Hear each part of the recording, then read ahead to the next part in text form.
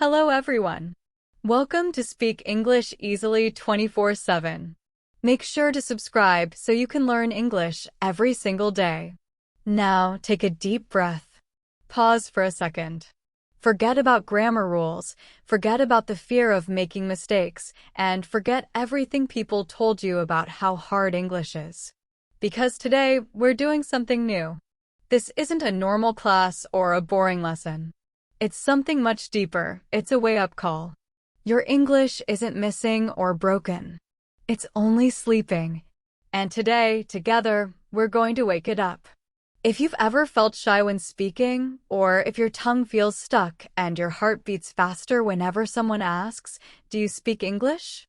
This is your moment. In the next hour, we'll go on a small but powerful journey. There will be no complicated grammar, no dull exercises, and no memorizing word lists. Instead, we'll explore 12 real situations from daily life, the kind of conversations that truly matter. You'll talk about your mornings, your weekends, your job, your feelings, and even your pets. But we'll go beyond words. You'll start to feel the language. You'll begin to think in English instead of translating in your head. You'll understand that English isn't just something you study in a book, it's something you live, something you experience every day. And here's the best part, you don't need thousands of words or perfect grammar. You just need one small thing, a spark inside you that says, "Yes, I can do this." You need a little rhythm, a daily habit, and some belief in yourself. So listen carefully, speak with energy, and most of all, trust yourself. Your English journey doesn't begin today, it begins now. Let's start. I open my eyes. The clock says 6:45 a.m. My alarm has already gone off 3 times, but I didn't hear it. Slowly, I sit up, rub my eyes, and stretch my arms. The room is quiet. Through the window, I can hear birds singing and the soft sound of a car passing by. It's a new day. I still feel tired, but I know I have many things to do. I walk to the bathroom and look at myself in the mirror. My hair is messy and my eyes still look sleepy. I splash my face with cold water. The chill wakes me up a little. Then I grab my toothbrush and say softly to myself, "Okay, let's start the day." As I brush my teeth, my thoughts start to wander. What's the plan today? I ask myself. Do I have meetings? Work? Something fun to do? The day hasn't really started yet, but already my mind is busy. That's how most mornings are, a mix of tiredness and quiet hope, the feeling that maybe, just maybe, today will be better than yesterday. As I finish brushing my teeth, my thoughts start running in different directions. Do I have a meeting today? Did I reply to that important email? Too many questions fill my head at once. I take a deep breath and remind myself, one step at a time. I walk to the kitchen and put a pot of water on the stove. It's tea time. While waiting for it to boil, I wipe the counter and clear a few dishes. The soft sound of bubbling water brings a small smile to my face. I pour the hot water into my cup, add some tea leaves, a bit of milk, and take the first sip. It's strong, warm, and just the way I like it. Then I open the fridge. There's only bread and butter, but that's enough. I toast the bread until it's golden brown, spread a thin layer of butter, and sit down at the table. This small moment feels peaceful. I eat my toast slowly, sip my tea, and simply enjoy the quiet morning. No phone, no rush, no noise. Just me and the new day. I whisper softly, "Thank you for this day." After breakfast, I check my to-do list. Send an email to my boss. Finish the report. Pay the electricity bill. Call mom. I look at the list and smile. It's a busy day ahead, but I tell myself, all right, I've got this. I head to the closet and pick out my clothes, a clean shirt, dark jeans, and my favorite watch. After getting dressed, I feel ready to face the world. Before leaving, I take one last look in the mirror. This time, I smile at my reflection and say, "You look okay." Grabbing my bag, I take a final sip of tea, lock the door behind me, and step outside. The day has begun. It's 7:35 a.m. The sun is slowly rising, painting the sky with a soft golden light. The air is cool and fresh, and the street is still quiet. I start walking toward the bus stop, my shoes tapping lightly against the pavement. When I reach the corner, I see the same small tea stall that's always open in the morning. The man behind the counter smiles as soon as he sees me. "Morning, sir." "Your usual?" he asks warmly. I smile back. "Yes, one coffee, please. No sugar." He nods and starts preparing it, moving quickly but carefully. As I wait, I hear two men talking behind me. "Traffic was terrible yesterday," one of them says with a sigh. "Tell me about it," the other replies. "I was stuck for 45 minutes. I turn slightly and join their conversation. "Same here," I say with a small laugh. "It's always like this on Mondays." They both laugh softly, and for a moment, we're just three strangers sharing a simple complaint about the day. It's small, but it feels nice, like being part of the rhythm of the city. The coffee man hands me my cup. "Careful, it's hot," he says kindly. I take the cup, thank him, and breathe in the rich smell of fresh coffee. The steam rises slowly, warming my face in the cool morning air. I take a slow sip, and the strong taste wakes me up completely. The world feels calm, alive, and full of promise. I take another sip, feeling the warmth spread through me. A new day is truly beginning, and somehow everything feels possible. I take a careful sip of my coffee. The first taste wakes me up completely, strong, spicy, and just perfect. When I finish the cup, I start walking toward the bus stop. The morning air feels fresh, and the city is slowly coming to life. At the bus stop, there's already someone waiting, a young woman, neatly dressed in formal clothes, holding a file close to her chest. She looks focused, but a little nervous. I nod politely and say, "Morning." She looks up and smiles. "Morning."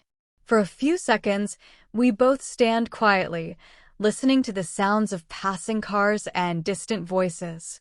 Then she turns slightly and asks, "Do you know if bus 34 already passed?" I check my watch. "I don't think so," I say. "It's usually 5 minutes late." Her face relaxes. "Thank you. I'm going for a job interview, my first one." I nod with a smile. "Good luck. You'll do great. Just speak with confidence." She gives a small, nervous laugh. "I'll try. I'm still working on my English." "You're doing fine," I tell her. "Everyone starts somewhere. Don't worry too much." Just then, we both see the bus coming from a distance. She breathes a sigh of relief. There it is. Thank God. When the bus stops, the driver calls out, "Exact change only." I tap my card and walk inside. She counts her coins carefully, pays the fare, and finds a seat near the window. I sit next to her and smile. "So," I ask, "what kind of job are you applying for?" "Receptionist," she says softly. It's a small office. Mostly answering phones, greeting clients, managing a few papers. "That sounds great," I say. "You'll get to meet people and you'll practice English every day. It's a good place to grow." Her face brightens. "Yes, that's what I'm hoping for, to improve my English and feel more confident when I speak." The bus starts moving again, slowly rolling past shops, a fruit stand, and a busy market. She looks out the window, watching people hurry along the street. "Do you take this bus every day?" she asks. "Almost every day," I reply. "I work in a marketing office near Metro Plaza." She turns quickly. "Really? That's close to my interview location."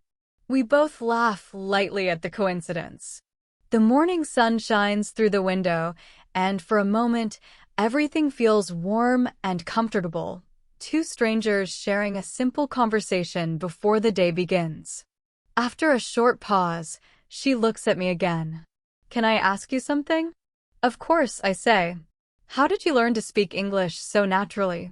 I smile, remembering my own journey. Honestly, I used to be afraid to speak. I made a lot of mistakes. Sometimes people laughed at me, but I didn't stop. Every morning on the same bus, I used to listen to English podcasts. I repeated the sentences quietly in my mind again and again. Little by little, it got easier. She nods slowly, thinking about what I said. The bus continues down the road, filled with the soft sound of voices and the hum of the engine. Outside, the sun climbs higher, lighting up the streets. Inside, there's a calm feeling, the start of something new, not just for her, but for anyone brave enough to keep trying. She smiles softly and says, "That's inspiring. I hope I can do that too." I smile back. "You already started. Just keep going." At that moment, the bus driver calls out loudly, "Metro Plaza stop." I stand up and grab my bag. "This is my stop. Good luck again," I say with a nod. She smiles warmly. "Thank you, and thank you for the encouragement." I wave before stepping off the bus. The doors close behind me, and the noise of the city fills the air again. As I walk toward my office building, I think about that short conversation. A simple chat on a bus, but it means something. I remember when I used to feel the same fear she has now, afraid to speak, afraid of making mistakes, afraid of being judged. But here I am, helping someone else feel a little braver. That's what growth really looks like. Not perfection, progress. It's 8:55 a.m. I reach the tall glass building where I work, swipe my access card, and step inside. The familiar scent of coffee and paper greets me. The elevator doors open, and I step in. For a moment, I'm alone. I take a deep breath and whisper to myself, "Let's make today a good day." As the elevator climbs floor by floor, I mentally go over my schedule, check emails, attend the morning meeting, finish the report I didn't complete yesterday. A busy day ahead, but that's okay. When the elevator stops on the 7th floor, I walk out into the marketing department. The office lights are bright. Some of my coworkers are already at their desks typing quickly, while others chat near the coffee machine. The sound of laughter and the hum of computers mix together, the sound of a normal workday beginning. I greet the first person I see. "Good morning, Alex." He looks up and smiles. "Morning. You're early today." I laugh, trying to be productive before the chaos starts. He chuckles. "Smart move. Coffee's still hot if you want some." "Thanks," I say, walking toward the break area. I pour myself a cup, enjoying the warm smell of fresh brew. Behind me, I hear two colleagues talking. "I was on Zoom till 10 last night," Sophie says with a tired laugh. "Again?" Jenna replies. "You work too hard." I turn and smile. "Wow, Sophie, that's some dedication." She grins. "Or maybe per time management. Still figuring that out." We all laugh together, a light moment before the day officially begins. I take my coffee and walk back to my desk. The sunlight through the window hits my table, and for a moment, I pause to appreciate the calm before work takes over. I open my laptop, take a sip of coffee, and start checking my inbox. Just then, I see my manager, Thomas, walking by with a cup of tea in his hand. "Morning, Leo," he says. "Can I see you in my office for 2 minutes?" "Sure," I reply, trying to sound calm, though I feel a small wave of nervousness. I follow him into his cabin. He closes the door gently behind us. My heart beats a little faster. Unexpected meetings always make me wonder what's coming. Thomas sits down, opens a file on his desk, and looks at me. "I read your client report from yesterday," he begins. I nod slowly, waiting for his next words. Thomas opens the file in front of him and says, "I read your client report from last week." I sit up a little straighter, trying to read his expression. "Okay," I say carefully. He looks up from the papers and smiles. I just wanted to tell you that was solid work. Especially the section on customer feedback. It was detailed, practical, and sharp. A wave of relief runs through me. I had been expecting criticism, but instead I hear praise. Thank you, I say honestly. I was worried it might have too much detail. He shakes his head. No, that's exactly what we need. You've improved a lot since your first month here. I nod and reply, I've been trying to work on my communication. English used to be my biggest fear. Thomas leans back in his chair and studies me for a moment. I didn't know that, he says. Honestly, you speak clearly and with confidence. That's what matters most. I smile, a little embarrassed but proud. I used to write everything down, I admit. I still do sometimes. I practice phrases, repeat sentences. It helps me feel more natural. He nods approvingly. Whatever you're doing, keep doing it. It shows. Then he adds, one more thing. I'm assigning you to the presentation next week. My heart skips a beat.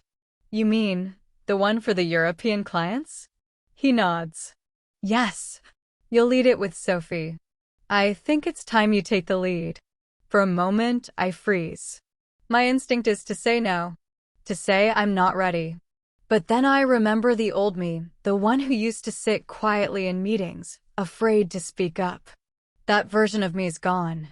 I take a breath and say firmly, I'll do it. I'll give it my best. Thomas smiles. Good. That's what I like to hear. When I leave his office, my heart is still beating fast, but this time it's not fear, it's excitement. Growth feels uncomfortable, but it's also powerful. Back at my desk, Sophie walks over holding her cup of coffee. So, she says with a grin, I heard we're teammates now. I laugh. Looks like it. The big client presentation. She nods. You'll do great. Just speak slowly and clearly. You already sound professional. Thanks, I reply. I've been practicing. I even talk to myself at home sometimes. Sophie laughs. Same here. My cat thinks I've lost my mind. We both laugh, sharing that small moment of understanding that only language learners truly get, the mix of effort, embarrassment, and small victories. After she leaves, I open my laptop and start planning. Slide by slide. Word by word. Sentence by sentence. Because I know something now, every conversation, every mistake, every moment of practice adds up. I wasn't born speaking fluent English. I didn't grow up with perfect grammar or fancy vocabulary. But I learned slowly, consistently, with patience and courage. And that's what makes this journey beautiful. It's not about sounding like a native speaker. It's about expressing yourself, connecting with others, and believing that your voice deserves to be heard. As I work on the slides, I feel that same small spark inside me, the one that once whispered, yes, I can do this. Now, that voice feels stronger than ever. I wasn't born with perfect grammar or fancy words, but I showed up every single day. I practiced, I failed, I tried again. And now here I am speaking, sharing, leading. And if I can do it, so can you. It's Friday afternoon. The clock on the wall shows 3:17 p.m. The office feels calm but full of that familiar Friday energy, the quiet excitement that comes before the weekend. Emails slow down. People start to smile more. You can hear chairs rolling, keyboards clicking, and someone softly humming a tune. I close my laptop, lean back in my chair, and take a deep breath. For the first time all day, I let myself relax. Hey Leo, a cheerful voice says behind me. Got any exciting plans for the weekend? It's Emily from the creative team, holding her coffee mug and smiling like she already knows something fun is about to happen. I turn around and grin. Nothing too exciting. Maybe just sleep for 12 hours straight. She laughs. That actually sounds like heaven. But seriously, anything fun? I think for a moment. Well, I might go hiking on Saturday. There's this trail just outside the city I've been wanting to try. Hiking, she says with raised eyebrows. That's cool. Going alone or with friends? With Daniel and Michelle, I reply. We planned it last month, but the weather was bad. This time, it looks perfect. Just then, Daniel walks over, tall, full of energy, and as usual, looking like he's ready for an adventure. Did someone say my name? He asks with a wide grin. Emily rolls her eyes playfully. We were just talking about your big hike tomorrow. Daniel laughs. Oh yeah, I've been waiting for this all week. I even bought new hiking boots. Super expensive, but totally worth it. I smirk. Let's hope they don't fall apart halfway up the mountain. Daniel chuckles. If they do, I'll just sit down and wait for you to rescue me. Emily laughs. That's not how hiking works, Daniel. Just then, Michelle joins us, hearing the laughter as she walks in. Let me guess, she says, smiling. Daniel's already making excuses not to hike. Daniel raises his hands dramatically. False accusations. Michelle laughs. Uh-huh. Anyway, I can't wait. Nature, fresh air, and finally, a break from screens. I nod, feeling the same. Exactly. I just need to disconnect for a bit. No emails, no meetings, no phone buzzing every 2 minutes. Emily sighs dreamily. That sounds amazing. Enjoy it for all of us stuck at home. Daniel points at her cup. You could still join us, you know. She shakes her head. No chance. My plan involves a couch, a blanket, and a movie marathon. We all laugh. The sound fills the quiet office, light and easy. For a moment, work stress disappears, replaced by the warmth of friendship and the promise of rest. I glance at the clock again. 3:45 p.m. The day's almost over. People are packing their bags, shutting down computers, and saying cheerful goodbyes. I take one last sip of my now cold coffee and smile. It's been a good week full of effort, growth, and small wins. Tomorrow will be different, quiet, peaceful, out in nature. But right now, this simple moment of laughter feels like the perfect ending to the week. No emails, no messages, I say with a smile. Just trees, birds, and long walks. Emily leans against her desk, holding her coffee. That actually sounds amazing, she says. I might try something new this weekend, too. Like what? I ask, curious. I signed up for a pottery class, she replies. Daniel raises an eyebrow. Pottery? Like making bowls. Emily grins. Yes, Daniel. Making bowls, plates, cups, whatever I want. Michelle smiles. That sounds peaceful. I think it's great to do something creative outside of work. Emily nods. Yeah, I just want to do something that's not digital. Something real, something you can touch. You know, something with your hands. For a moment, we all fall quiet. Her words hang in the air. Then I say softly, that's the thing about weekends. They remind us that we're not just workers, we're people. Michelle nods. Exactly. We spend all week typing, talking, solving problems. The weekend is the only time we can actually feel human again. Daniel jumps in, pretending to sigh dramatically. Except when your mom asks you to fix everything in the house. We all burst out laughing. That's true, I say. Every time I visit my parents, suddenly I'm the tech guy, the grocery guy, the electrician, and the taxi driver, all in one day. Emily chuckles. Same here.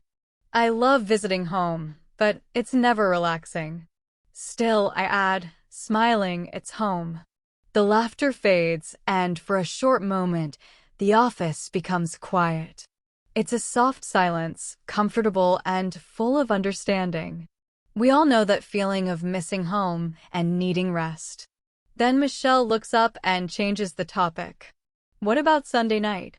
Any plans? Daniel grins proudly. I'm cooking. I promised my girlfriend I'd make dinner. Still looking for a recipe that doesn't burn. We laugh again. Start with pasta, I say. You can't go wrong with pasta. Emily shakes her head, smiling. Unless you forget the salt and cook it for 40 minutes.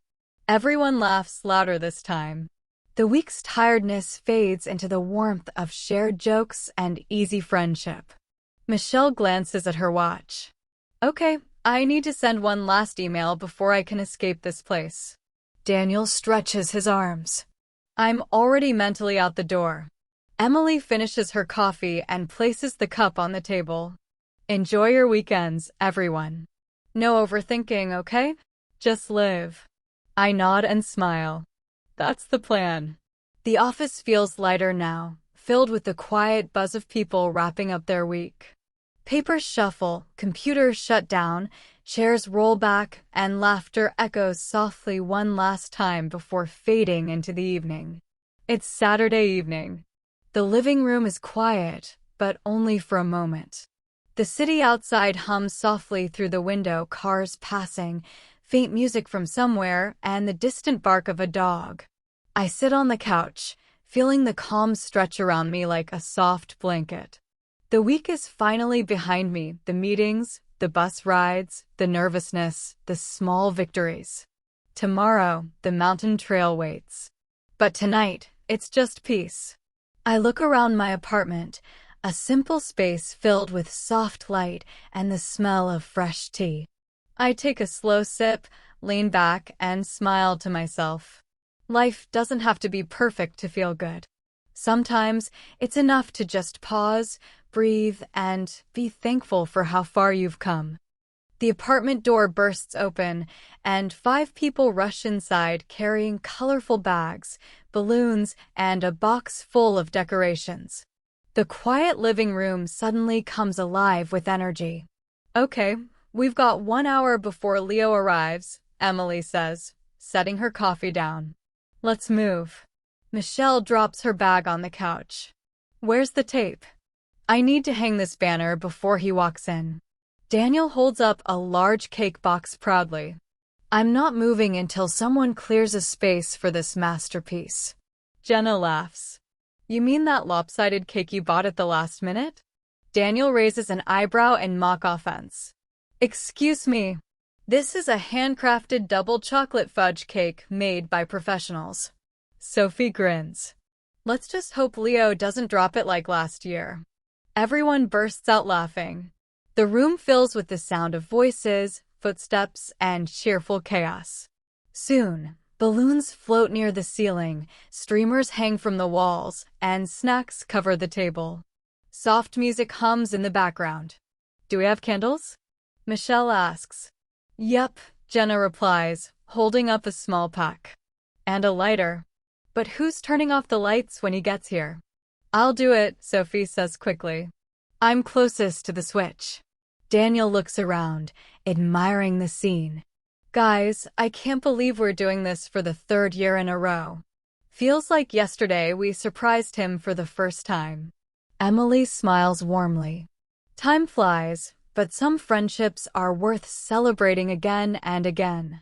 The clock ticks closer to 7:30 p.m. Michelle whispers, he should be here any second now. Everyone suddenly falls silent. The only sound is the soft music playing from a phone speaker. A few seconds later, the door creaks open. Leo steps inside, holding a small grocery bag. He looks around, puzzled. The lights are off, and the room is strangely quiet. Why is it so dark in here? He asks. Then click. The lights flash on. Surprise! Everyone shouts together. The room explodes with laughter, clapping, and cheers. Leo freezes for a second, completely shocked. He drops his grocery bag on the floor and blinks, half smiling. What is this? He says in disbelief. Emily steps forward, holding a bright blue balloon. Happy birthday, Leo. We didn't forget. Leo looks around slowly, his eyes wide, the decorations, the cake, the candles, the people he cares about all standing there smiling. I thought you guys were all busy, he says softly. Daniel grins. We were. Busy, planning this. Leo laughs, shaking his head. You didn't have to do all this. Sophie steps closer and says gently, that's exactly why we did. Michelle joins in, holding up the cake box. Come on, make a wish before Daniel eats it all. Leo laughs again, this time louder, fuller. He feels warmth spread through his chest, the kind that comes only from being surrounded by people who truly care. As they light the candles, the room glows softly in shades of orange and gold. Someone starts singing Happy Birthday, and soon everyone joins in, slightly off-key but full of love. Leo closes his eyes for a moment. He remembers the shy person he once was, scared to speak, scared to stand out. But now, surrounded by laughter and light, he feels something different, gratitude. When he blows out the candles, it's not just for a birthday wish, it's a quiet thank you for friendship, growth, and the courage to keep showing up. Michelle hands Leo a colorful birthday hat. Put this on, she says with a grin. It's tradition. Leo laughs as he places it on his head. I can't believe this. You all just made my whole week. Emily carefully lights the candles on the chocolate cake. The soft glow fills the room. Okay, she says, smiling. Make a wish. But don't say it out loud. Leo closes his eyes. For a moment, everything is still. The music fades, the laughter quiets. He smiles quietly and blows out the candles. Everyone cheers, claps, and laughs as the tiny curls of smoke rise. Daniel immediately cuts a big slice of cake and says, all right, open your mouth. You get the first bite. Leo laughs and takes a bite. His eyes widen. Wow, he says. This is actually really good. Daniel puffs out his chest. Told you. A true masterpiece. Everyone finds a spot on the couch or the floor, holding plates of cake and cups of juice. The laughter softens into quiet conversation. Jenna asks with a teasing smile, so, how does it feel to be older? Leo shrugs and says, honestly, I feel lucky. Not because it's my birthday, but because I have all of you in my life. Michelle smiles warmly. You're not just older, Leo. You're wiser, stronger, and maybe a little more emotional too. Leo chuckles and nods. You're right about that. I used to hate birthdays, too much attention. But this is different. Emily leans forward and says, that's because this isn't about attention. It's about appreciation. Sophie adds softly, you're always there for everyone, Leo. You help, you listen, you work hard, and you never complain. So tonight, we're here for you. Leo sits back, quiet for a moment, deeply moved. You guys, he says, you really didn't have to. Daniel waves his hand. Enough with the speeches. Open the gifts before I change my mind and take mine back. Leo laughs as everyone cheers. They hand him a few small wrapped boxes. The gifts aren't fancy, just meaningful. He unwraps the first one, a clean, leather notebook. For your big ideas, Jenna says. The next one is a white mug with bold letters that read, keep going. Everyone laughs and Leo nods, saying, I love it. Then Emily passes him a small frame. Inside is a group photo from 2 years ago, all of them together, smiling under the office lights. One of our best days, Sophie says. Leo holds it for a long moment before opening the last box. Inside is a folded piece of paper. A handwritten note. He unfolds it carefully and starts to read out loud, Dear Leo, you might think you're just ordinary, but to us, you're the reason Mondays feel better. You remind us to keep going when things get tough. Today, we want you to know that you matter. Happy birthday. The room falls silent for a few seconds. Leo looks up, his eyes glassy with emotion. I don't even know what to say, he whispers. Thank you, all of you, for everything. Emily smiles softly. You don't have to say anything. Just promise us one thing. Leo looks around. What's that? Michelle raises her glass and says, Don't ever disappear on your birthday again. Leo laughs, wiping the corner of his eye. deal. Everyone lifts their glasses, some with sparkling juice, some with soda. The sound of clinking fills the room as Emily says, to friendship, to laughter, and to never forgetting what really matters. They all echo together to us. The night continues with more jokes, music, and memories. Outside, the city lights twinkle. Inside, the warmth of friendship glows brighter than any candle. Julia sits quietly for a moment, then says, "That's beautiful." "I never thought of it that way." Leo smiles softly. "Cities are like people sometimes. You just have to notice the right things." She nods, glancing out the window at the sunlight dancing on the street. "And what about you? How have you been? After everything at work, the birthday, the bus conversations, you seem different." Leo chuckles, stirring his iced coffee. "I guess I am. I've learned that it's okay to make mistakes, to speak up, to show up even when it's scary. I wasn't always like this." Julia raises an eyebrow. "Was there a moment that changed it all?" He thinks for a moment. Maybe it was small things. Encouraging someone on the bus, finishing a report I didn't think I could, leading a presentation, realizing that confidence isn't magic. It's practice, patience, and persistence. Julia smiles, her eyes reflecting the sunlight. "You've really grown, Leo. And I can see why people like you, why they celebrate you, not just on birthdays." Leo laughs quietly. "It's funny, isn't it? Life gives you these little reminders, friendships, kindness, moments where you realize you're stronger than you thought. You just have to notice them." Julia reaches across the table, giving his hand a gentle squeeze.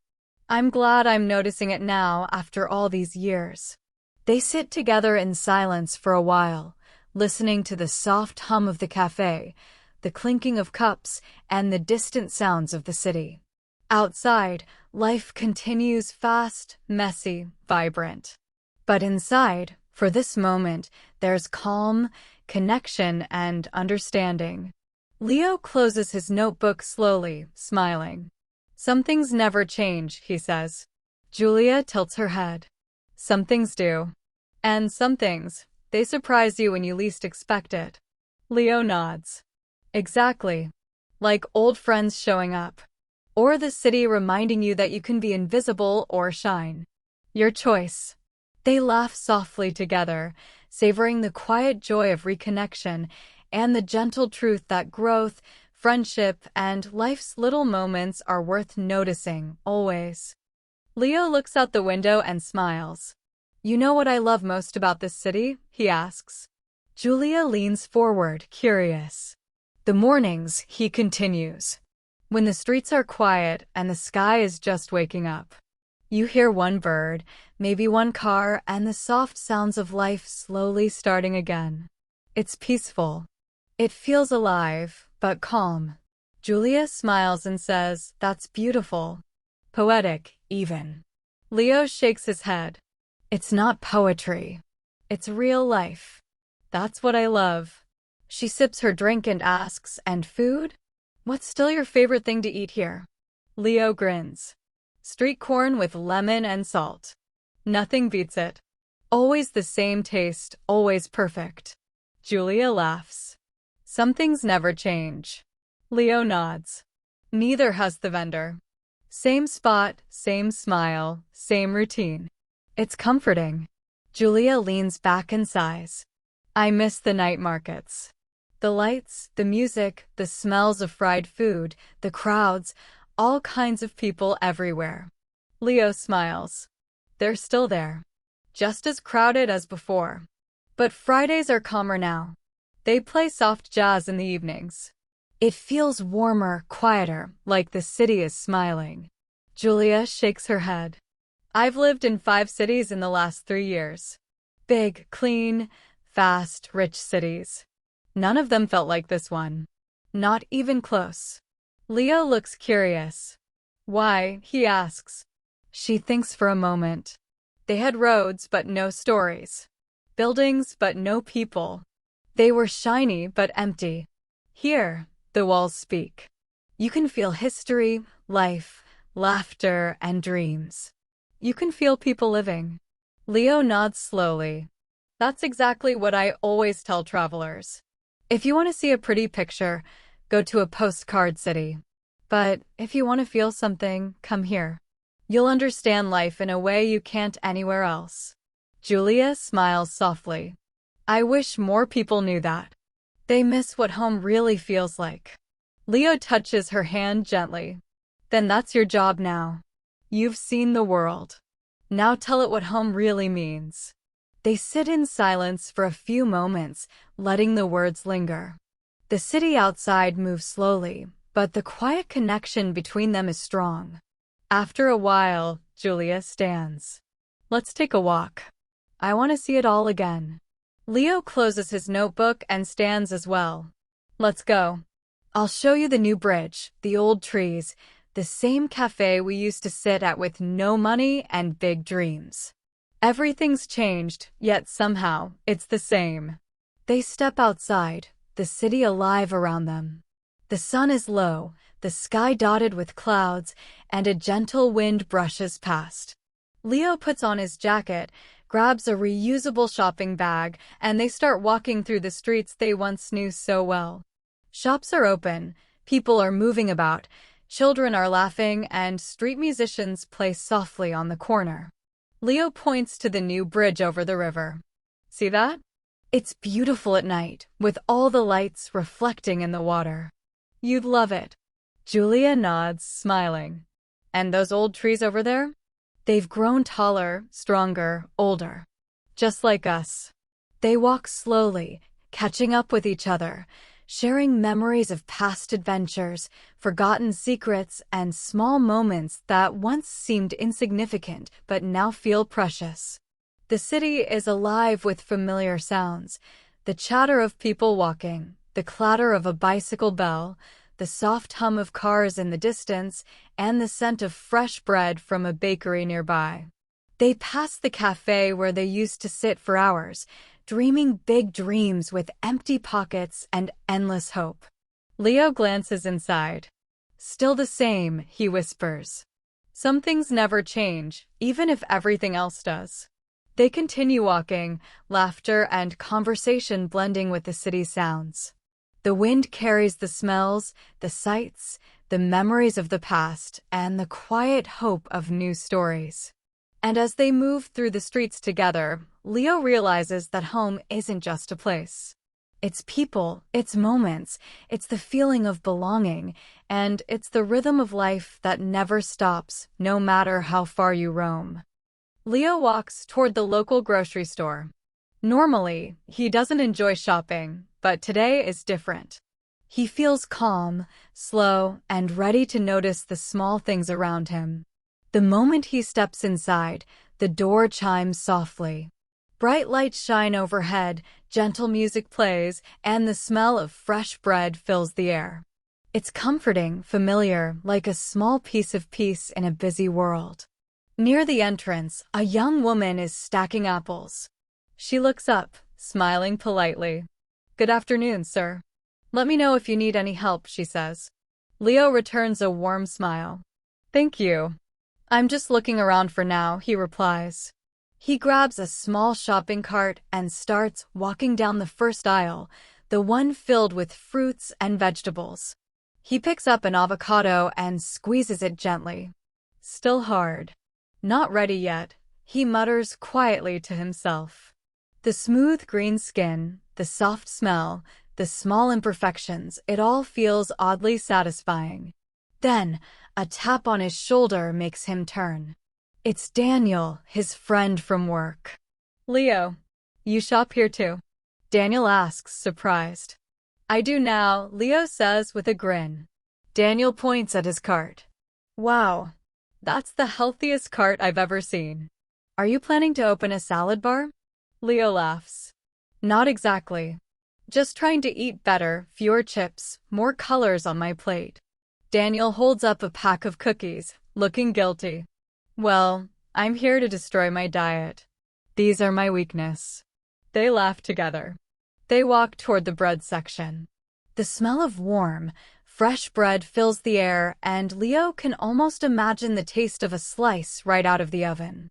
Daniel says, I always get stuck here. So many choices: whole wheat, multigrain, sourdough. What do you usually buy? Leo thinks for a moment. Depends. For toast, sourdough. For sandwiches, multigrain. Daniel laughs. You sound like a bread expert. Leo shrugs. Too much YouTube cooking, that's all. They move slowly down the aisles, picking up things they need and enjoying the small rhythms of shopping. When they reach the dairy section, Leo stops. Do you know if almond milk is better than oat milk? He asks. Daniel smiles. Oat milk is creamier, almond milk is lighter. Try both and see what you like. Leo grabs one of each and tosses them into his cart. Daniel shakes his head. I always forget one thing every time I shop. That's why I make a list, Leo replies. Daniel pulls out his phone. I make a list too, then I forget to check it. Both of them laugh. Nearby, an older woman overhears their conversation and smiles warmly. Happy to see young people enjoying simple things, she says. Leo nods politely, feeling a quiet warmth from the interaction. As they move down the aisles, Leo notices the small details he often overlooks: the colorful vegetables stacked neatly, the shiny apples reflecting the overhead lights, the quiet hum of refrigerators in the background, and the tiny labels that describe each product. He feels a strange sense of joy in these ordinary things. It's as if the city slows down inside the store, giving him space to breathe and just exist for a while. Daniel grabs a few more items and then pauses at the snack aisle. You know, I think chips are calling my name, he says, holding up a bag. Leo laughs. Go ahead. Just don't tell your doctor. They keep moving, chatting about work, life, and the weekend, enjoying the simple, unhurried rhythm of shopping together. By the time they reach the checkout line, Leo feels lighter, happier. The cart is full, not just with groceries, but with the small pleasure of a calm, ordinary day. Daniel jokes about the total cost, and Leo smiles, feeling grateful for these quiet, simple moments. As they leave the store, the sunlight hits their faces. The city feels alive again, but in a calm, gentle way. Today, shopping wasn't a chore, it was a small adventure. Leo smiles back at Daniel. I think that happens to everyone, he says quietly. Then he turns to Daniel and adds, You know what I love about shopping? Daniel raises an eyebrow, curious. No lines, Leo starts, then shakes his head. Not that. I mean the small moments. A quiet song playing over the speakers, a stranger giving you a smile, a child laughing somewhere in the store. You're alone, but not lonely. Everything just feels calm. Daniel thinks about this for a moment. You always notice the deeper side of things, he says softly. Leo shrugs. Life teaches you that when you slow down, you start to see more. They continue walking toward the meat and frozen section. Daniel grimaces a little. I usually avoid this part. Too much plastic everywhere. Leo nods. I know. I try to buy fresh food when I can, but sometimes convenience wins. The checkout line is calm, not busy. A young cashier greets them warmly. Hello. Did you find everything okay? Leo smiles. Yes, thank you. Daniel places his cookies on the counter and grins. And I found a few things I didn't even need. The cashier laughs softly as she begins scanning their items. Do you need any bags? She asks. Leo shakes his head. No, I brought my own. Trying to reduce waste. The cashier smiles and nods. That's great. Thank you for doing that. They wait for a few moments, listening to the faint background music. Daniel looks around and says, You know, I used to hate grocery shopping. Now, it feels almost like therapy. Leo smiles. I think it's because we're not rushing anymore. Daniel nods. Maybe. Or maybe we're finally growing up. They finish paying, thank the cashier, and step outside. The wind is gentle now, brushing lightly against their faces. The sun has begun to dip, giving the streets a soft, golden glow. The bags feel lighter than they are, almost like they carry more than just groceries. They carry a small sense of peace. Daniel turns to Leo. So, what are you cooking tonight? Leo laughs lightly. Vegetable stir-fry. Maybe a little soup on the side. Daniel raises his eyebrows and laughs. Wow, you're officially an adult. Leo grins. Only on Sundays, he says.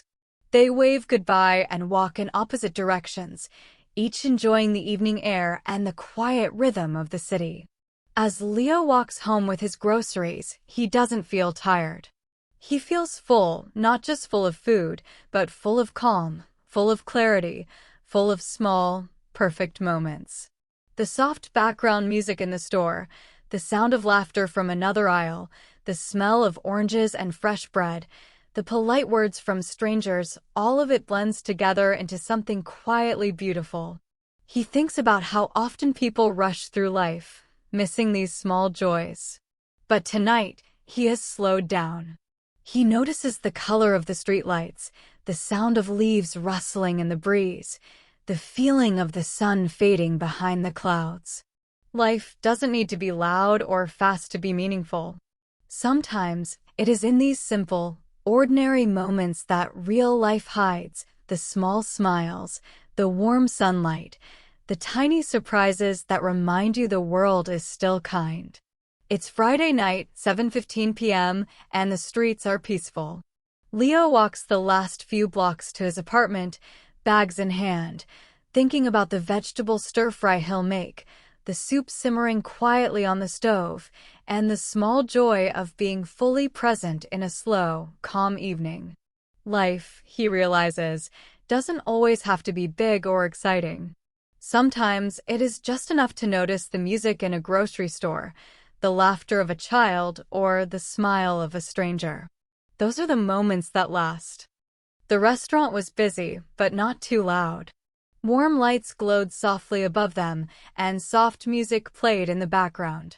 Glasses clinked quietly, and people spoke in calm, gentle voices. The air smelled of garlic, roasted vegetables, and something sweet baking in the oven.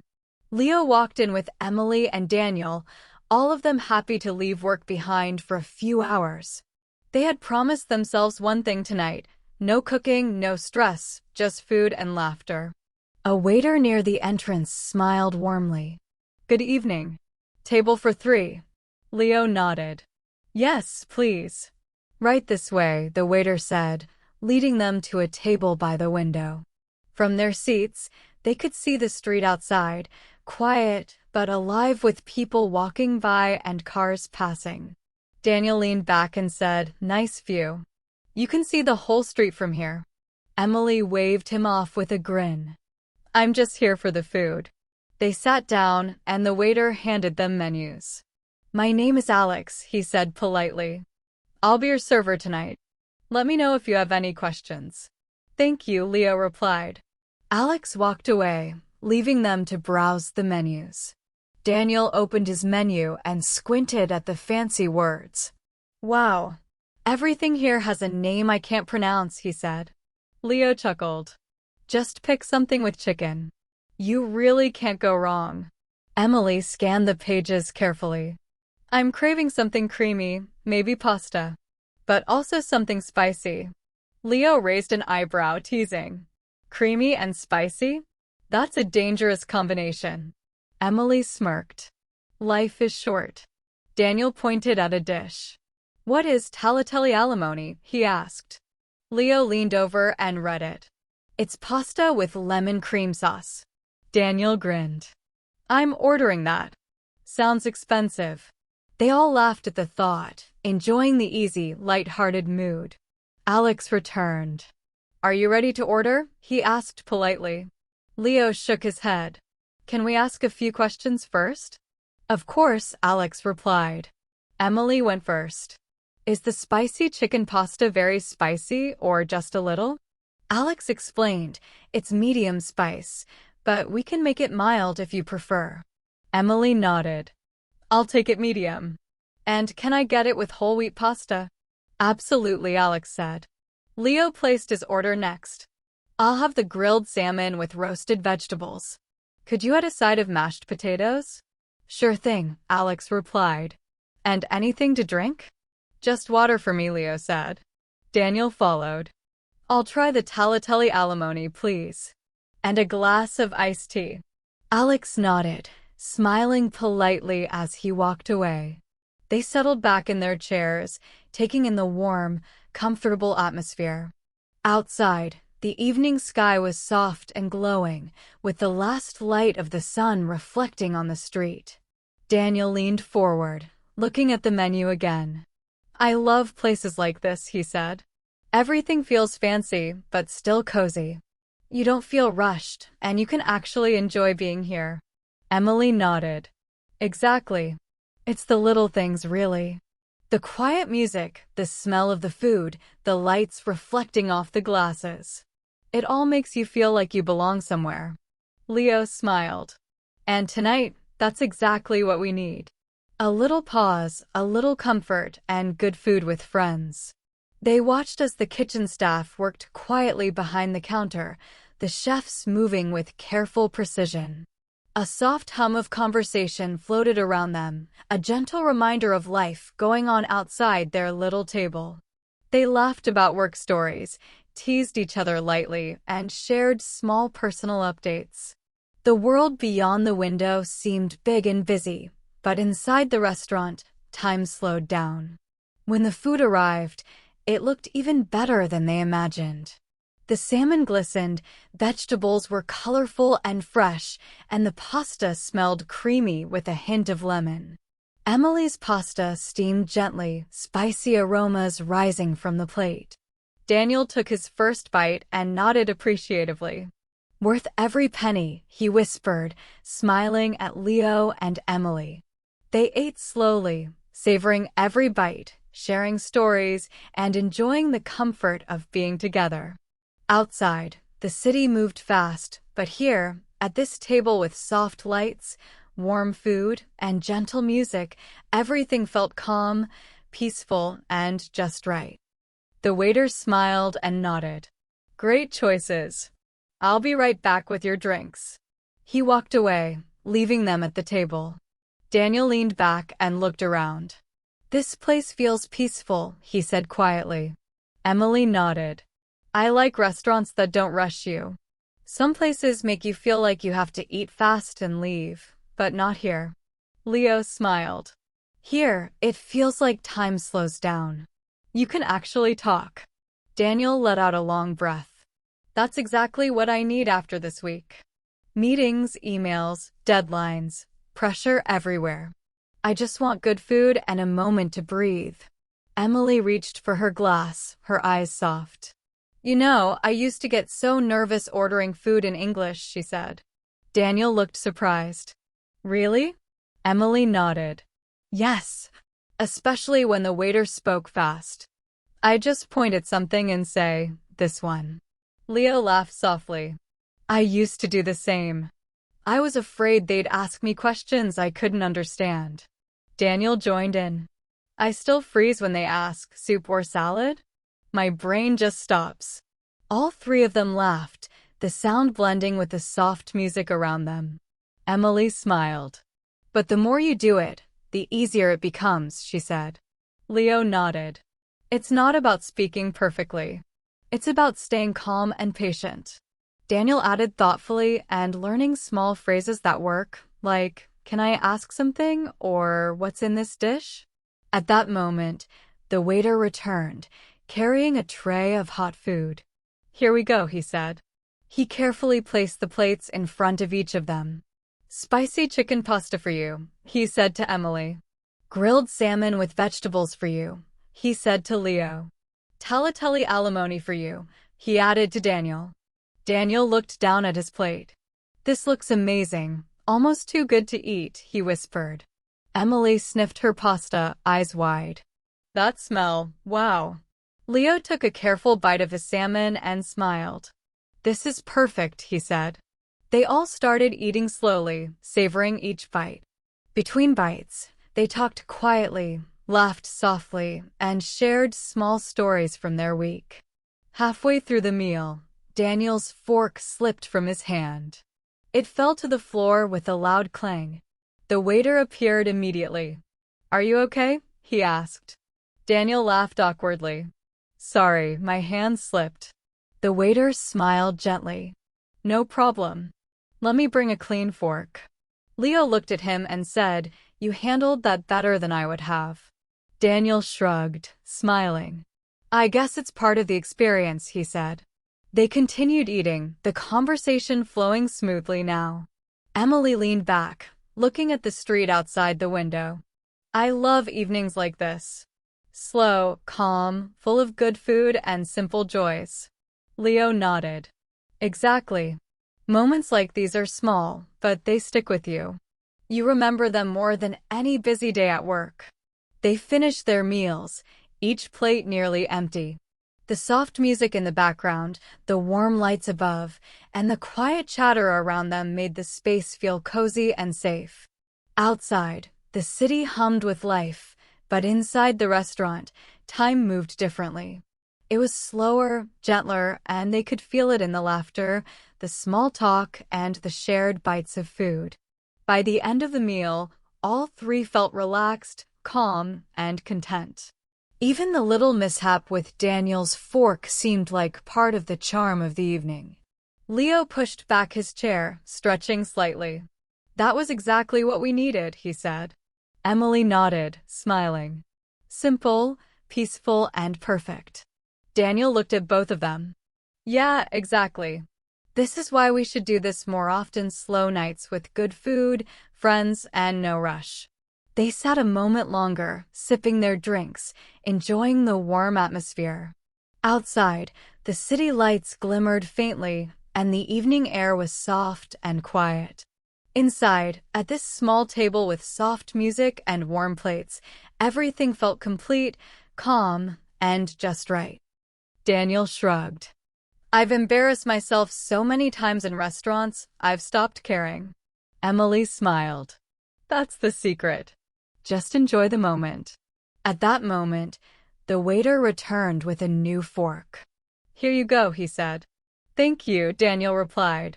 The meal finished, and the waiter came back. "Would you like dessert?" Leo shook his head with a small smile. "We're full, but maybe we can share something." Emily asked, "What do you recommend?" The waiter's eyes lit up. "Our homemade chocolate lava cake is the most popular." Daniel's face brightened immediately. "You had me at chocolate," he said. They ordered one cake, and when it arrived, they laughed and shared it slowly, savoring every bite. It was rich and warm, the chocolate running slightly over the edges. They joked about nothing in particular, smiled more than they had all week, and let themselves just enjoy the simple pleasure. Later, the waiter brought the bill. Leo picked it up. "I'll cover it," he said. Emily and Daniel both protested.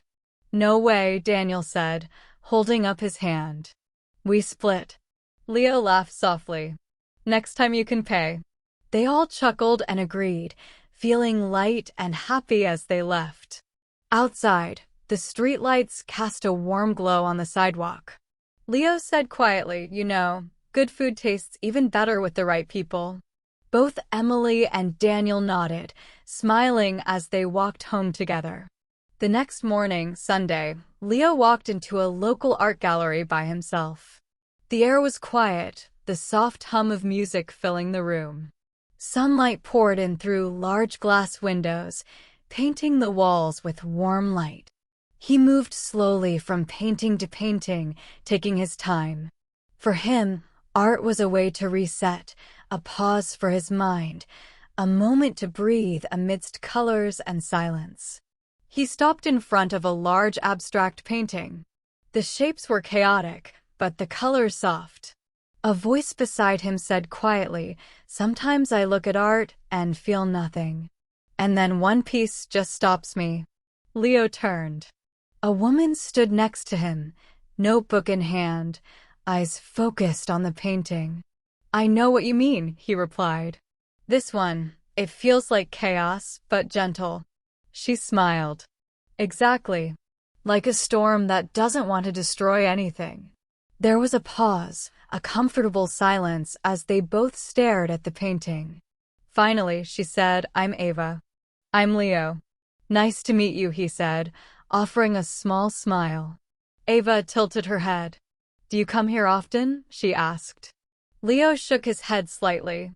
Not often. Only when I need to hear myself think.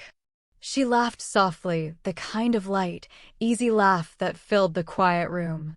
They moved slowly together through the gallery, stopping in front of other paintings.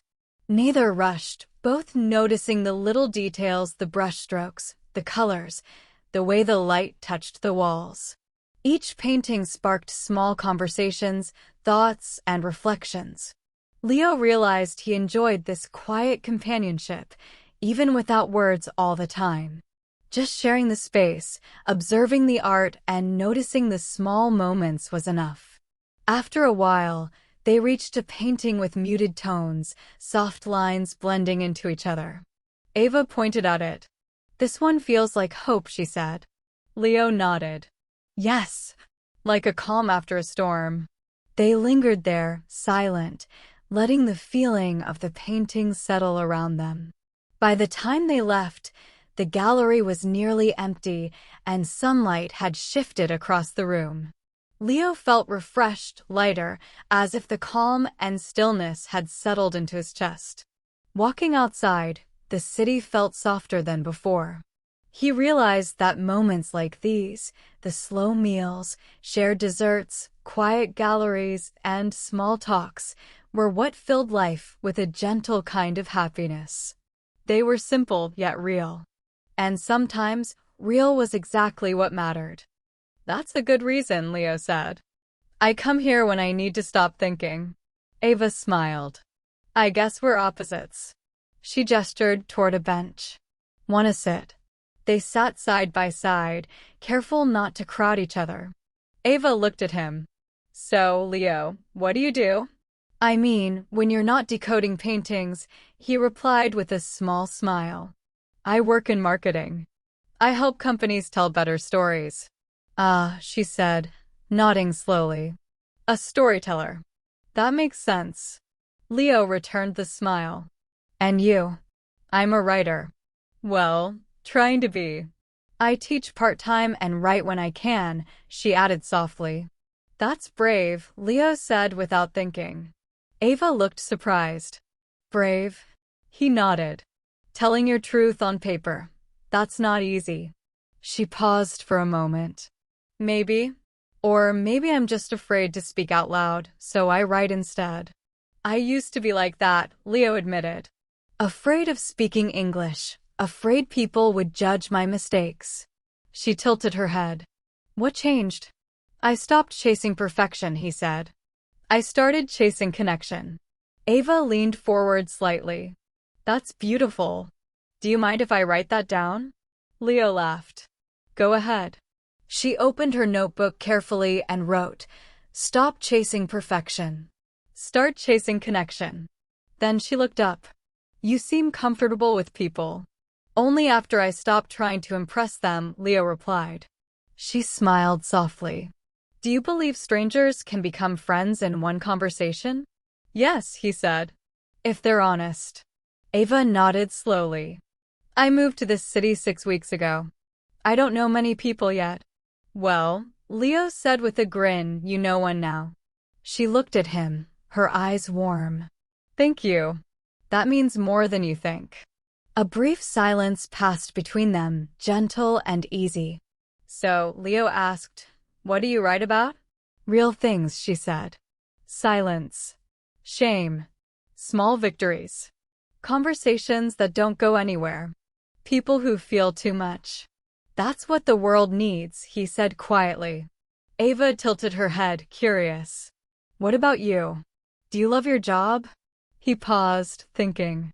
I like it. But I love moments like this more, where two people meet for the first time and just talk.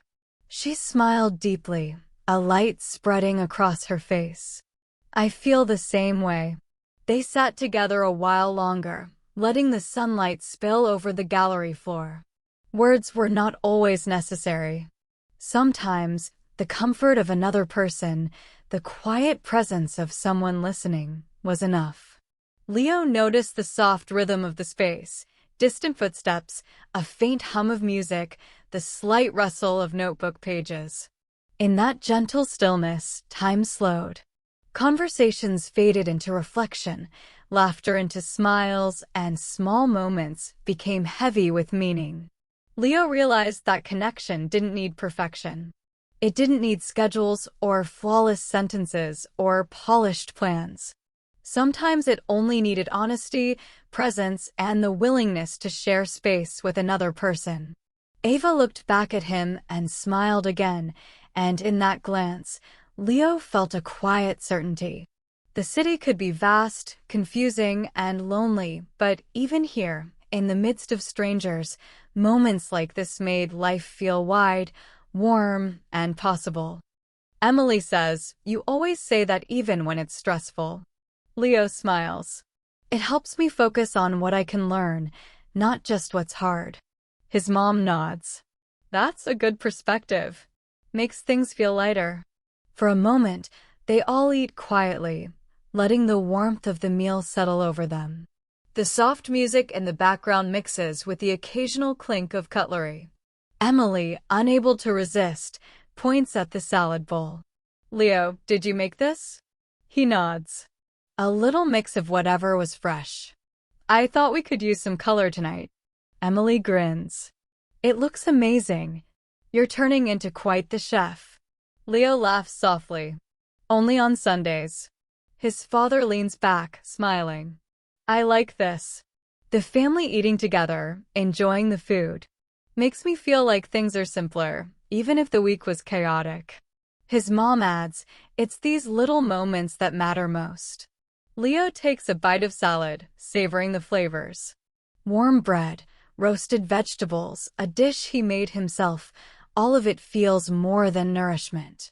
It feels like a reminder, even in a busy, noisy world, there are pockets of peace. Emily, scrolling briefly on her phone, looks up. "I like these dinners. No rush, no screens dominating the conversation." "Exactly," Leo says. "Just us and the food and small talk that sometimes turns into something bigger." His dad nods thoughtfully. "It's good to notice these things while you can. Life moves fast." Leo sets down his fork and smiles around the table. "I've been thinking about that a lot lately.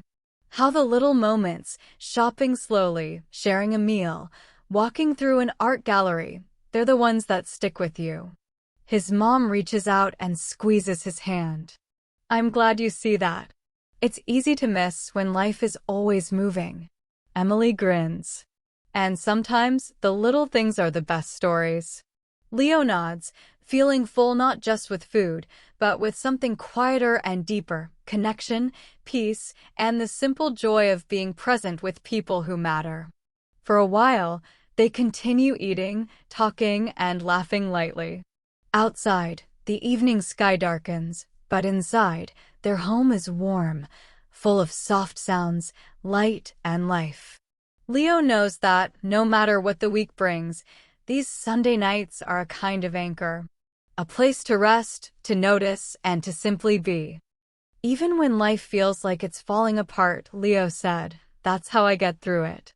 That's how I survive." His mother looked at him with soft eyes and said gently, "You've grown stronger, Leo." "I see it." He smiled quietly, feeling her words deep inside him, but he didn't say anything back. It was one of those moments where silence carried more meaning than words. Then his father spoke. "I wish I could have spoken like you when I was younger," he said slowly. "I used to be afraid to talk. Afraid to make mistakes. Afraid to be judged." Leo looked at his dad and nodded, thinking how similar their experiences were. "I used to be like that too," he admitted. "Especially with English. In meetings, I stayed quiet, not because I had nothing to say, but because I was scared I would say it wrong and everyone would notice." Emily, who had been quietly listening, leaned forward and asked, "What changed, Leo?" He thought for a moment and replied, "I stopped trying to be perfect. I stopped trying to impress everyone. I started trying to be real. I started speaking honestly, even if it wasn't perfect English, even if I made mistakes." His father nodded. "That's not easy," he said. "It's difficult to do that, especially in front of other people." Leo smiled softly. "But staying silent was even harder. Silence kept me small. It kept me from sharing my ideas, my feelings, my thoughts. I didn't want that anymore. I wanted to grow, even if it meant stumbling over words sometimes." His mother reached over and gently touched his hand. "We are proud of you, Leo. Not just because you work hard, but because you're becoming the kind of man people can trust. A man who speaks honestly and listens to others. That's rare and it matters." Emily grinned. "And the kind of brother who always washes the dishes after dinner," she teased. Leo laughed. "Okay, let's not go too far," he said. The room filled with warm laughter, the kind that comes from comfort and familiarity, from being truly at home. Emily looked around the table and said softly, "You know what I really love about these dinners?" Leo tilted his head. "What?" She smiled. "We sit together. We talk. No phones, no rushing, no distractions. Just us." Their mother's eyes sparkled with warmth. "I wait for this all week," she said.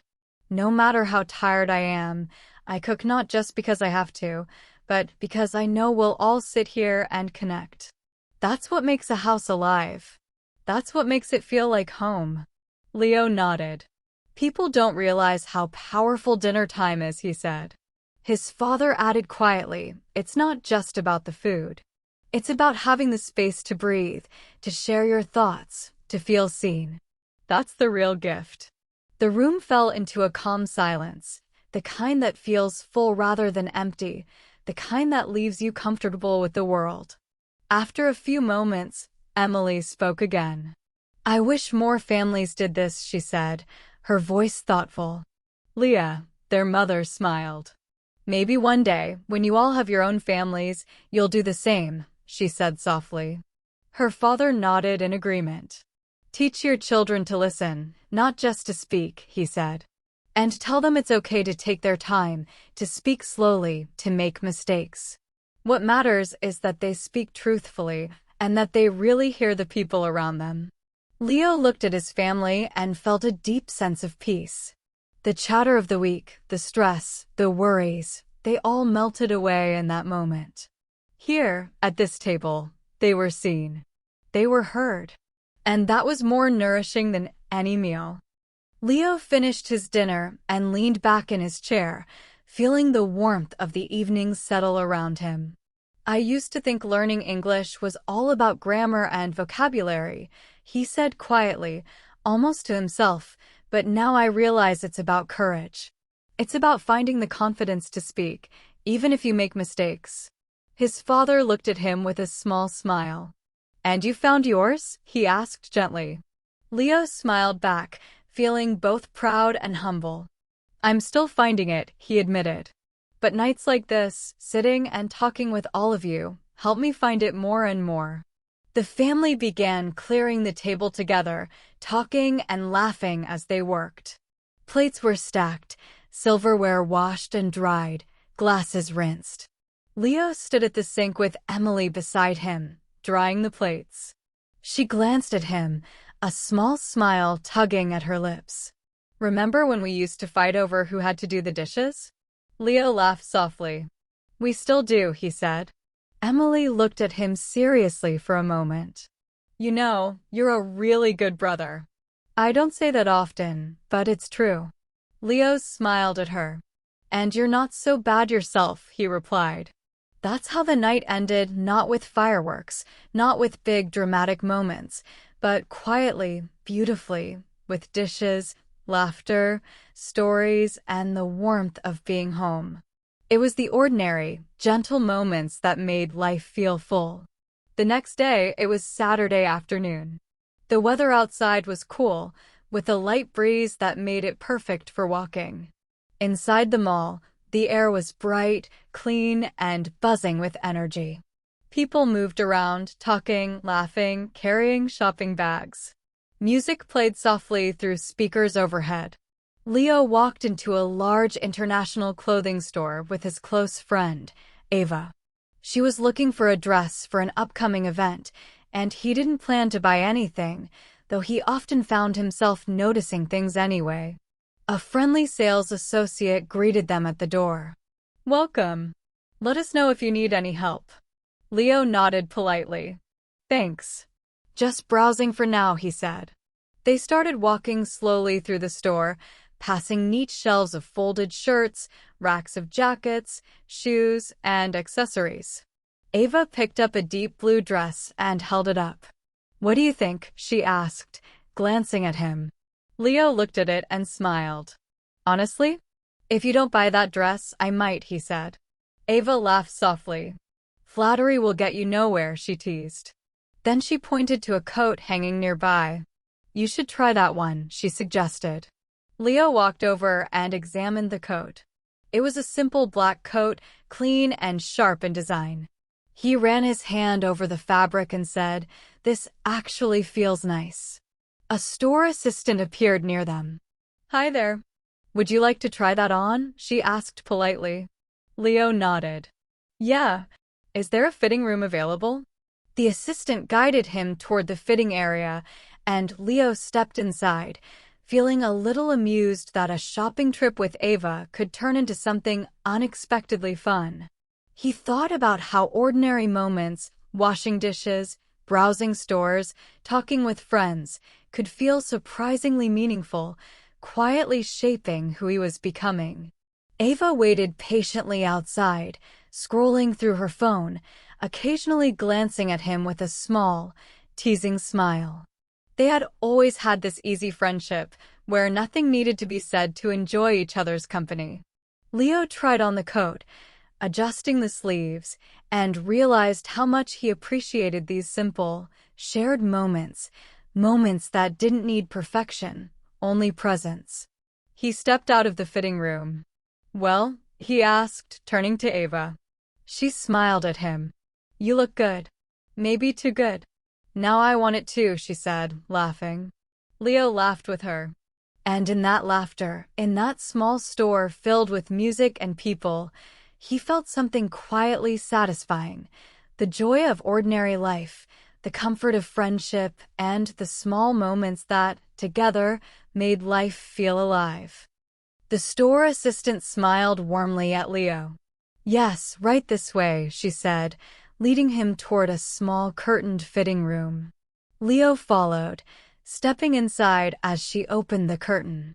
"Let me know if you need another size," she added. Leo nodded and closed the curtain behind him. He carefully slipped into the black coat he had chosen, tugging at the sleeves and adjusting the collar. It felt soft, clean, and surprisingly comfortable. He studied himself in the small mirror, turning slowly to see the back, imagining how he might wear it on a cold day, walking down the street or heading into a meeting. A few minutes later, he stepped out of the fitting room. Ava looked up and smiled. "Wow," she said. "That's it. That's your coat." Leo glanced at the mirror, uncertain. "I'm not sure," he admitted. "Trust me," Ava said gently. "It fits your energy."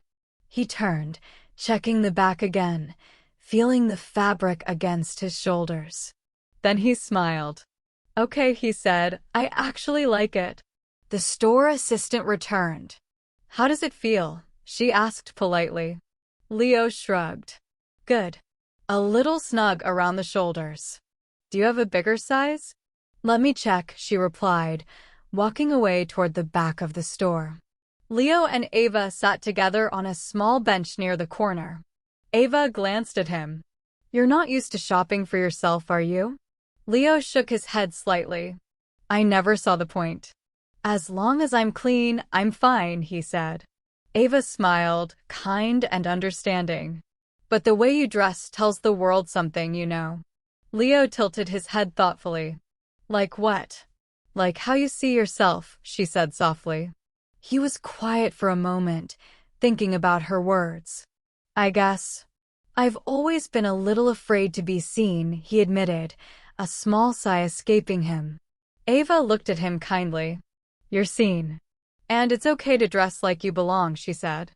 Her words carried warmth and reassurance. Before he could reply, the assistant returned with a slightly larger coat. Here's the next size. Want to try it? Yeah, thank you, Leo said. He stepped back into the fitting room and tried on the larger size. The coat fit better, more comfortable across his shoulders, and looked just right when he adjusted it in the mirror. When he stepped out again, Ava's smile widened. That's it. That's you, she said. Leo looked at himself in the mirror and smiled, not because of the coat, but because of the moment. The simple joy of being seen, of being supported by a friend, and of making a choice that felt true to him, it all settled in his chest warmly. He turned to the assistant. I'll take it, he said with a small, confident nod. Great, she said. Would you like to pay here or at the front counter? Front counter is fine, Leo replied. Ava carried 2 items of her own in her hands. Together, they walked to the front of the store.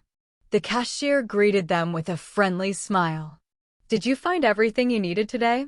Yes, Leo said, and maybe a little more. The cashier laughed. Would you like a bag? Yes, please, Leo replied. And would you like your receipt emailed or printed? The cashier asked. Emailed is perfect, he said. They paid for their purchases, collected their bags, and stepped out of the store.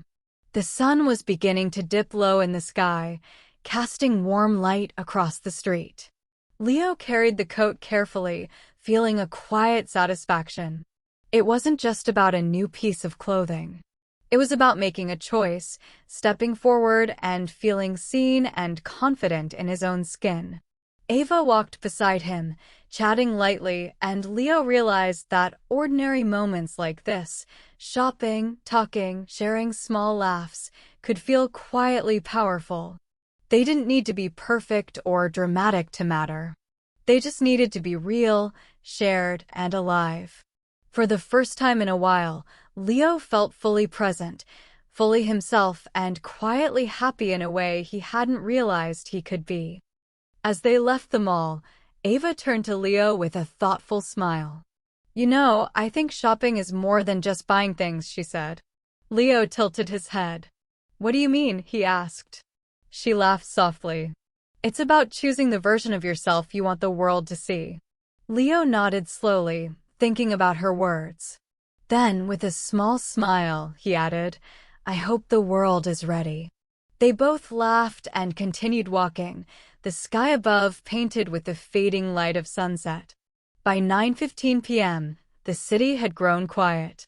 The usual noise had softened, replaced by a calm, cool air. Leo walked alone, the soft glow of street lights stretching down the empty sidewalks. He wore his light jacket, his hands tucked into his pockets. His phone was silent. He didn't need music tonight. All he needed was space. A few people passed him, a man walking his dog, a woman talking on her phone, a boy riding a bicycle with one hand on the handlebars. But Leo didn't watch them. He was listening to something quieter, something inside himself. He whispered softly, words meant only for him. You did well today. You showed up. You were kind. You tried. That's enough. He looked up at the sky. The stars weren't visible behind the city lights, but the night still felt beautiful. He continued softly, gently, honestly. I know you're tired. I know you wish things were moving faster. I know there's still fear in your voice when you speak. But I also know you're not the person you used to be. Turning a corner, he passed a small bakery, now closed. A chair was stacked inside. He paused and smiled to himself. I remember when I couldn't even order coffee in English. I used to panic. I used to pretend I wasn't hungry just to avoid speaking. He laughed quietly, shaking his head at the memory. Now I can order, ask questions, help others, share my thoughts, even when they're not perfect. He kept walking, feeling the quiet of the city around him. A shop window reflected his image. He stopped, studying himself, not with judgment, not with pride, just with curiosity. "You're growing," he said softly. "Some people don't see it. That's okay. Some days you don't feel it. That's okay too. But step by step, word by word, sentence by sentence, you're building something important. You're becoming stronger. You're becoming braver. You're becoming the person you want to be." He took a deep breath and felt the cool air fill his lungs. It doesn't have to happen all at once. Small steps matter. He continued down the quiet street, letting the night wash over him. The city was still, peaceful, and for the first time in a long while, he felt a kind of calm he couldn't name. He felt proud, not because of a perfect day, not because of an accomplishment, but because he had shown up for himself. He had faced the world, imperfect and nervous as he was, and he had still moved forward. The reflection in the window stayed with him. He caught a small, honest smile on his own face.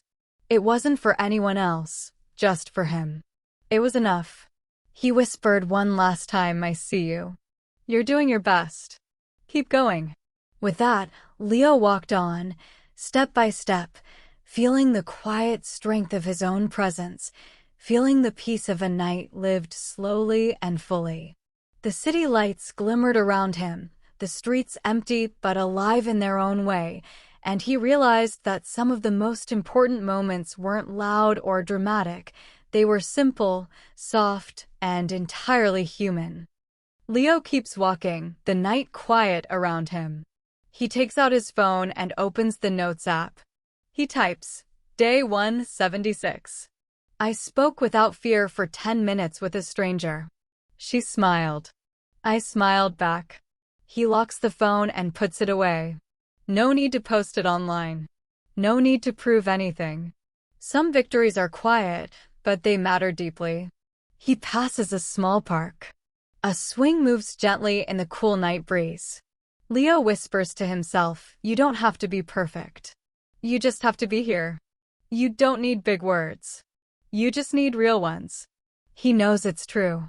Even if no one notices, even if no one applauds, these small moments of courage are what count. He stops walking for a moment, looking around. Everything is calm, silent, safe. And in that peaceful stillness, he says the sentence that has changed everything for him. "I may be alone right now, but I'm not empty. I'm building something, and I'm proud." He breathes deeply, feeling the wind against his face, feeling the quiet strength in his chest. His voice, once unsure and hesitant, no longer feels like a stranger to him. Slowly, he turns and walks back home. He doesn't rush and he doesn't drag his feet. He walks steadily, like someone who trusts the road ahead. Each step feels intentional, each breath a small victory. Leo thinks about how far he has come. He remembers the fear he used to feel when speaking English, how he would avoid conversations just to stay safe. Now, every word, every sentence he speaks is a small triumph. He smiles quietly to himself. Learning English isn't about being perfect. It's about being brave. Even in the quiet of the night, he feels proud. Proud that he showed up, proud that he tried, proud that he didn't give up. Every small effort adds up. Every sentence, every conversation, every step forward is part of something bigger. He is not behind. He is not late. He is exactly where he needs to be. The city is still around him. The streetlights glow softly. The air is cool and calm. Leo feels alive, not because of big achievements, but because of small, steady progress. He knows he is building confidence, building courage, and building a voice that will carry him forward.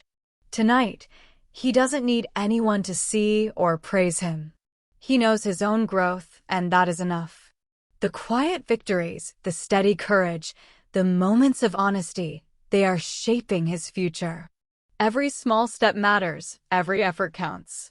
He whispers to himself again, softly, like a promise. Keep going. Speak more. Think in English. Believe in yourself. Your voice matters. Your dreams matter. And with that, he continues home. The night wraps around him gently. He is calm, confident, and quietly proud. He knows tomorrow will bring more chances to speak, to grow, and to keep building himself. Step by step, word by word, he is moving forward. The path isn't easy, but it is his. And tonight, that is enough.